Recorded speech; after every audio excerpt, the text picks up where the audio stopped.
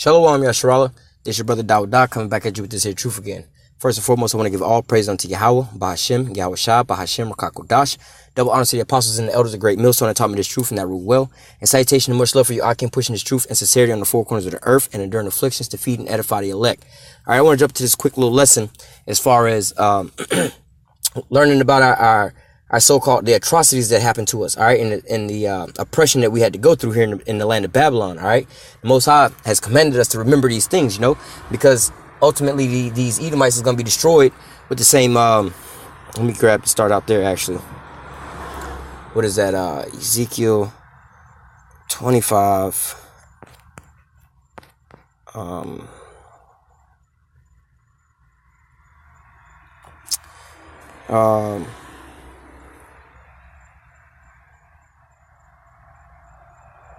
Well, I'll read this. Ezekiel 25:14, it says, "And I will lay vengeance upon Edom by the hand of my people, Israel." So, you know, the Israelites going to wind up putting that judgment, first and foremost, on these Edomites. All right, so the so-called Negroes, Latinos, and Native Americans, all right, going to wind up running through these so-called white people, all right? And it says, "And they shall do Edom according to my anger and according to my fury, and they shall know my vengeance, saith Yahweh." All right? I wanted to grab something a little different than that, but where is that? Ezekiel 35.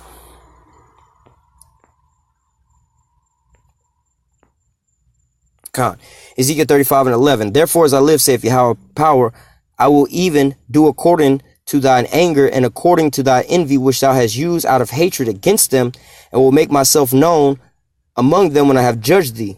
All right, and it's talking about Esau, Edom. Let me go up to verse 5. It says, Ezekiel 35:5, "Because thou hast had a perpetual hatred and hast shed the blood of the children of Israel by the force of the sword, and the time of their calamity and the time of their iniquity had an end." This is why the Most High is about to destroy them. And he's going to use their same anger and their same hatred against us or against them. All right. Like bashing our babies against trees and cutting our babies out the woman wound and things like that. Feeding our babies to alligator bait, curb stopping us, lynching us, burning us, all these different things, man. All these different things, you know what I'm saying, happen to us, which is going to lead us into this here other precept. But nevertheless, the Most High is commanding us to basically remember these things, you know. Let me go back. This is Deuteronomy 32:7. It says, "Remember the days of old. Consider the years of many generations. Ask thy father, and he will show thee, and thy elders, and they will tell thee." All right. So going back, it says, "Remember the days of old." What happened in the days of old? You know, the majority of the time we was all in captivity, except for under King David and King Solomon. All right. But everything else, we was in captivity. We had a whole bunch of atrocities happening to us. We was being put down and destroyed. Ultimately, we came up under the hands of the white man. All right.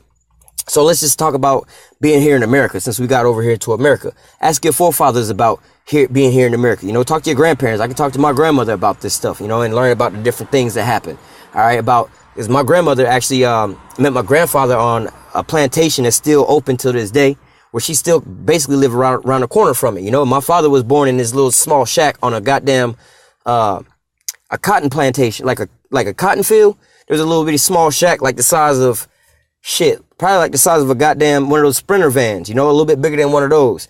You see what I'm saying? Or one of those storage units, you know, a little small thing, you know, that little small ass building, you know, it's damn near about to fall over, but it's still standing there. You know, my grandma, you know, I actually asked my grandmother about a lot of these things. They live in the backwoods of Georgia and stuff. So around in those areas, we get to still see a lot of the same old school stuff that's still been going on. Those people so-called living in the past. You know, you go in the backwoods of Georgia, you know, like Savannah, Augusta, and places like that, you know, and then you go to Atlanta, you'll see that the time is different. You know, it's like looking at Cuba versus America. Cuba is back and they frozen in time. Same with the backwoods in Georgia. They damn near frozen in time. They still have these plantations and things, you know. Like I said, my grandparents met on what they call the Wade Plantation, which is still open today. All right. Now, they wasn't slaves on that plantation, but nevertheless, my grandmother's father, all right, they were sharecropping on there. Now, my grandmother's, her father or her grandfather, one of the two, was an actual slave on that same plantation, right? And wound up, once they wound up, you know, having their so-called freedom or whatever, it switched over into sharecropping, all right? And with the sharecropping, that was another way of getting them into slavery and things like that, you know? And to keep them further and further in the debt. It's like you go get a student loan or something like that. Yeah, you get this higher education, get a better pay, but yet you paying on this shit the whole time, and you never gonna really get out of that debt, you know? So my grandparents, you know, my grandmother was able to tell me certain stories about how, you know, her father and them went from, or her grandfather and them, one of the two, went from being basically a slave to, after all that stuff happened, to wind up, you know, working for the white man and sharecropping. Then wind up, after being cheated so many damn times, devised a damn plan, like, all right, you know, I'm gonna wind up working and so-called outsmarting old boy and getting my money up to wind up creating his own plantation and hiring his own people on his plantation, and wound up having way more land than their plantations going on, and was making way more money than them.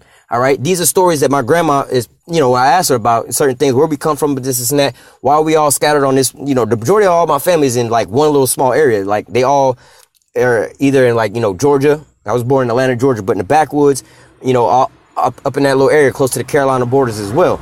You know, so, you know, I can actually backtrack my generations damn near all the way back. You know what I'm saying? So, nevertheless, you know, she's telling me these types of stories and things like that, you know, about things in the past. So, like the scriptures say, ask your fathers, your forefathers, the elders, the peoples that surround you. Ask them about the old times, you know. Ask about, you know, what was going on when we was getting sprayed with the water hoses for protesting.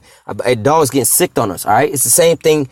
Like if you have a kid today, you can talk about the Ferguson riots or the Ferguson protests where they were spraying us down with the Watts riots, you know, telling you that the things that's going on, like with this black identity extremist movement, none of that shit's no new shit. They've been doing this. COINTELPRO is no new shit, man.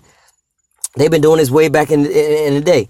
All right, go back to slavery times. You know, damn near, what was it, 350 years of slavery that people was being born over here. Some of them was brought over here, put in slavery, but then from there was kids that was born into slavery and died still being in slavery. Had more kids born into slavery and died into slavery. More kids that was born into slavery and died into slavery. All right, who knew nothing else but being in slavery. All right, so man, hey, that's some bullshit, man. That's a man. Just think about that, man. This is I love this here verse. So it says Deuteronomy 32:7. Remember the days of old. All right, consider the years of many generations. Ask thy fathers, and he will show thee, and thy elders, and they will tell thee. All right, you know, that's why we have those signs of the slave ships and our atrocities to show our people when they walk by on how is in the byways. Look, this is what the so-called white man has been doing to you since you set foot on his ships. Even prior to that, man, even into the same day, there's nothing changed in him. All right, it's the same fucking monster, the same demon. All right, so from there, we're gonna go in the book of Daniel, chapter 9 and verse 12. It says, and he have confirmed his word which he spake against us and against our judges that judged us by bringing upon us this great evil. And what was that great evil? Deuteronomy 28 and verse 15 on down, you know, talking about how he was going to bring this nation from a far nation with a fierce countenance that should not regard the old nor the young, you know, and basically devour us, bring us into captivity. All right. It says, for under the whole heaven, all right, under the whole planet Earth, under all of the recorded so-called history. All right. Let's just say that we looking at the whole history of the world on a movie. All right. From the beginning time to the very end of that tape, from the beginning of that CD or DVD to the very end of that DVD, there was no other atrocities and no other, how do you say, horrible things that happened unto our people, under the whole heaven. You know, out of all these atrocities that happened on the earth, man, it was nothing worse than what happened to us. You know, the Holocaust don't even compare in no kind of size, all right?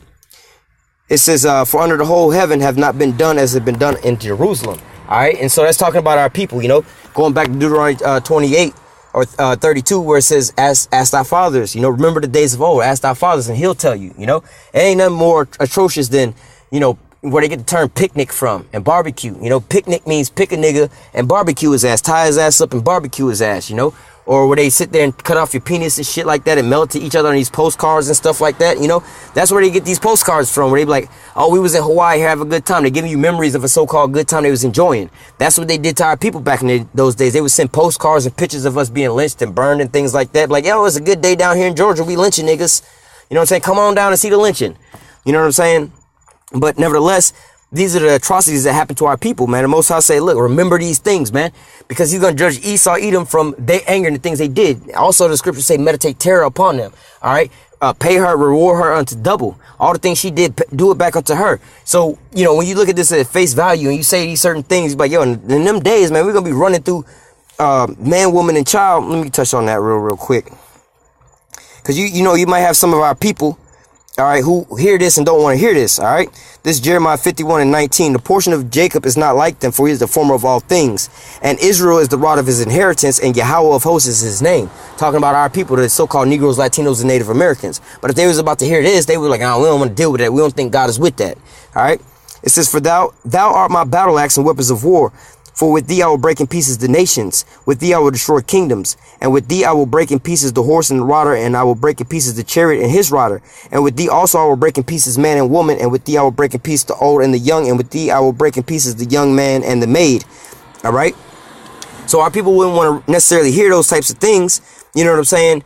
Because, you know, they don't think that God is like that, but God is, the Most High is saying, look, man, meditate terror on them with all the things that they did, reward her double, man. He did all these things to you, man. It's a righteous thing to render a recompense to those that trouble you. All right. These are the things that was that the Lord is telling us about. All right. And shit, while I'm right here, let me grab this here precept. This Jeremiah 51 and right here 34. Nebuchadnezzar, the king of Babylon, all right, or all these the kings of America, all these people that was in rulership here, have devoured me and has crushed me and has made me an empty vessel. He has swallowed me up like a dragon. He has filled his belly with my delicacies and he has cast me out. You know, we built this nation up. America got so rich off our labor. All right. Part of the curses is as well. We should build a house and not dwell therein, you know. But what? America is the one that's devouring us of all the things that we have, man. That's why we so destitute and deprived over here. The curses mainly, but it's these Edomites that's enacting all these things on us. All right. It says, the violence done to me and my flesh be upon Babylon, shall the inhabitants of Zion say, and my blood upon the inhabitants of Chaldea, shall Jerusalem say. So yeah, when we come back, hey man, the so-called white man is the one who did all these things. The so-called white man is the one who brought forth all this death and destruction on our people. The so-called white man is the one that was destroying our people, you know. Let me grab this in the book of Zechariah, chapter 11 and verse 5. It says, talking about these so-called white people, it says, whose possessors slay them and hold themselves not guilty. Who's possessing us right now? All right, the so-called white man is possessing us. All right, it says, whose possessors slay them and hold themselves not guilty. And they that sell them say, blessed be the Lord, for I am rich, and their own shepherds pity them not. You know, they always talking about, oh, your own people sold you into slavery, you know. Oh, thank God for, God bless America. We the greatest, best nation, you know. God bless America, you know. But the possessors hold themselves not guilty. They say, oh, no, we didn't bring y'all into slavery. You ask any of these so-called white people around here, they say that they didn't bring us into slavery, all right? They don't want to remember these things. This is Joel 3 and 6. It says, the children of Judah, and let me go up to 4 or 3. It says, Joel 3 and 3, they have cast lots for my people and have given a boy for a harlot and sold a girl for wine that they might drink. All right, jumping down to verse 6. The children of Judah and the children of Jerusalem have you sold unto the Grecians that they might remove them far off of their border. All right. So that's how we was sold over to the so-called white man. All right. This was all prophesied in the scriptures. All right. The Most High is bringing this back into our memory by these movies like Amistad and Django and all these different slavery movies, you know, bringing it back into our remembrance. So that the fact that when we go to bring this judgment on them, you know what I'm saying? It'll be so-called righteous. All right. Now let me jump down to like it says, talking about hang on. Where it's talking about, you know, meditating terror on him and repay her double. This is verse 7. Behold, I will raise them out of the place where you have sold them and return your recompense on your own head. That's what we're doing now. Ezekiel 37, being raised up.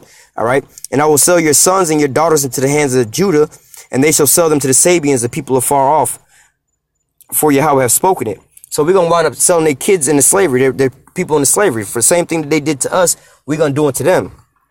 This is Isaiah chapter 14 and 2. And the people shall take them and bring them to their place, and the house of Israel shall possess them, and the land of Yahweh for servants and handmaidens. All right, so the Israelites are going to be the new slave owners of who?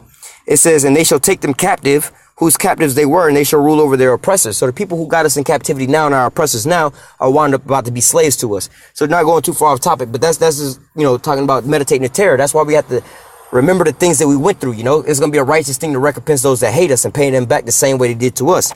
All right. This is Jeremiah chapter 50. No. I'm gonna this is Revelation chapter 13 verse 9. verse 10. He that leadeth into captivity shall go into captivity. All right. Who led us into captivity? Like we just read, whose possessors slay them and hold themselves not guilty. You were sold unto the Grecians. All right. And then also, we're going to take them who's possessed, well, we about to read, well, we just read that. They're going to take them captives whose captives they were, and they shall rule over their oppressors, all right? So reading here in Revelation 13 and 10, it says, he that leadeth into captivity shall go into captivity. He that killeth with the sword must be killed with the sword. Here's the patience and the faith of the saints, all right? So that's the so-called end of the so-called white man, or the elites of them, all right? They're going to wind up going into slavery, but it's a he that leadeth into captivity shall go into captivity. So we in captivity now. When we get saved, we're going to wind up putting his ass into captivity. All right. That's why it's important to remember these things. You know, if you don't want to forget about slavery, because when those times come and his downfall come, you're going to try to be nice to him. Nah, man, the Lord says it's a righteous thing to recompense, to repay those that trouble you, you know, render a recompense to those that trouble you. This is Jeremiah 51. And I'm going to close out here. No, Jeremiah 50. I'm going to close out here is, Jeremiah 50 and verse 31. Verse 33. Jeremiah 50 and 33. Thus saith Yahweh of hosts, the children of Israel and the children of Judah, speaking on the children of Israel is the northern kingdom called the kingdom of Israel, the 10 tribes, the so-called Latinos and Native Americans.